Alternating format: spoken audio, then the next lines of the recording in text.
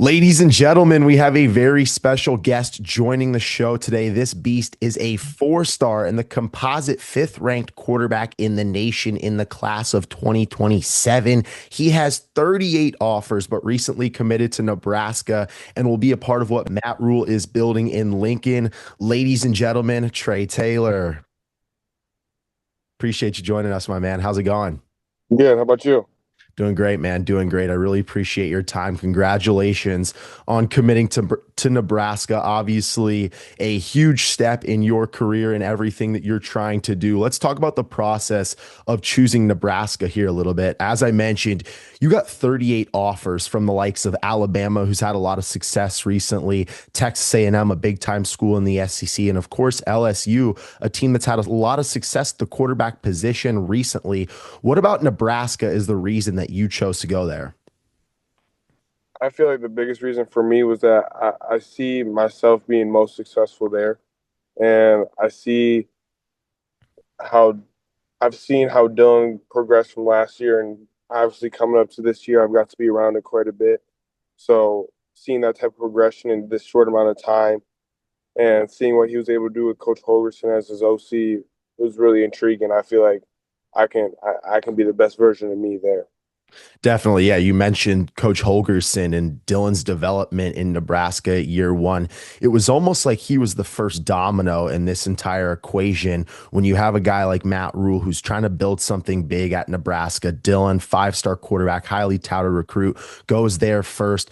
Doesn't necessarily have a year that everybody is expecting in year one, but everybody sees it. Everybody sees the tea leaves. Nebraska is going to have a big year, and Dylan was that first domino. What's your relationship been like with him? You mentioned how he was kind of an instrumental part in you going to Nebraska. Walk me through your relationship with Dylan Raiola. Yeah, I mean it's a really good relationship. He's like a mentor, really. Has been really helpful. I feel like for me, with as far as learning plays and installs, I feel like he's been a really big piece with that. Yeah, I think a big part of it too is in the whole NIL world. There's so much confusion. You have coaches constantly coming at you, throwing different bags at you. And I think for Dylan, a really cool part about him staying committed at Nebraska is the types of teams that were going after him. And he talked about it a little bit, the types of teams that were going after him this offseason, but him deciding to stay in Nebraska is a huge deal. Glad to hear that he's been such a big time mentor for you. Now, I feel like most of the time, guys your age, they wait a little longer in the whole recruiting process in their high school career to commit to their schools. You're going into your junior year, class of 2027. Why did you ultimately decide to commit so early on in this whole process? For me, it was really like why wait to commit if you know where you want to go, and then help build your class. You kind of mentioned building your class. I've seen you be very active with on Twitter, trying to get other people there. You just brought Larry Miles over. What has this whole process been like for you trying to bring other guys to Nebraska as well? Dylan's been doing it a little bit. You mentioned how he's been instrumental in your role. Kind of as you're about 2 years away here, what's that been like? What's that process been like to try and bring other guys to Nebraska?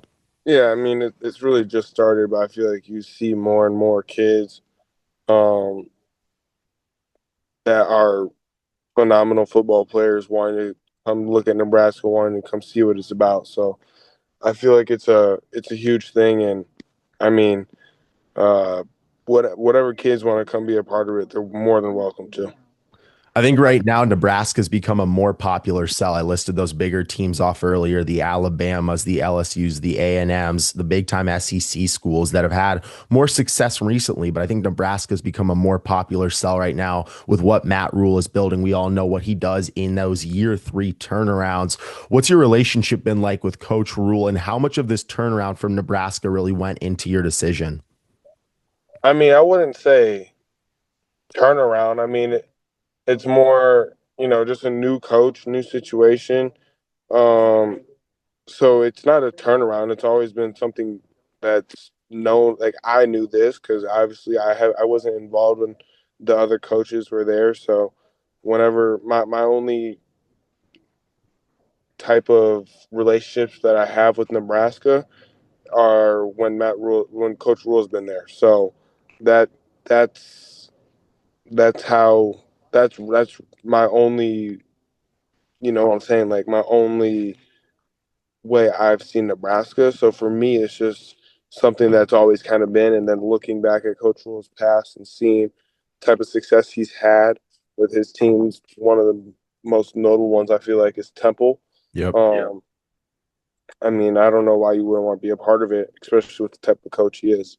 Yeah, he's produced a lot of NFL guys as well at Temple. He went to Baylor, had a massive turnaround there, went to the NFL, admitted that COVID was tough for him at the next level, but then goes back down to Nebraska. And Nebraska breaks this bowl streak last year. And you can see that Matt Rule is building something big there. And I think he's a coach that a lot of players like yourself would want to go play for. Let's talk about Coach Holgerson real quick here. He's a guy that when he was inserted in as the offensive coordinator, really helped turn this offense around. What did you see from Nebraska's offense when Coach Holgerson became the offensive coordinator? And what did you see from Dylan when Holgerson stepped in?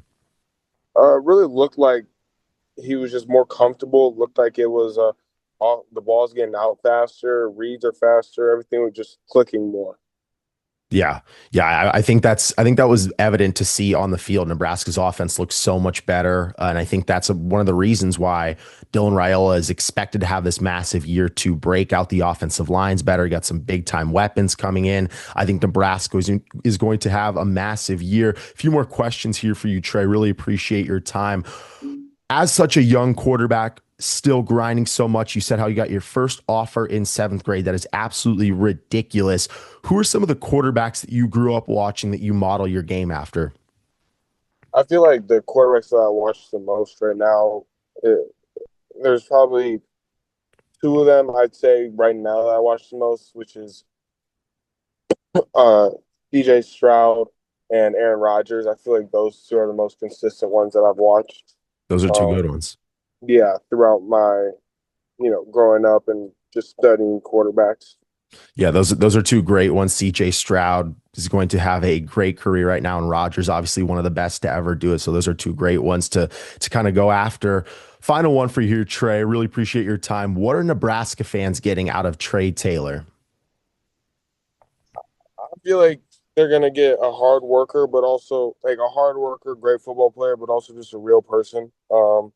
Like I feel like never too good for anybody else. So whoever, like I've said this before too, I just a normal person like everybody else that happens to be good at football. So, um, you know, I love talking to people and just interactions with overall in general. So, um, just really somebody that's looking forward to just build connections and relationships.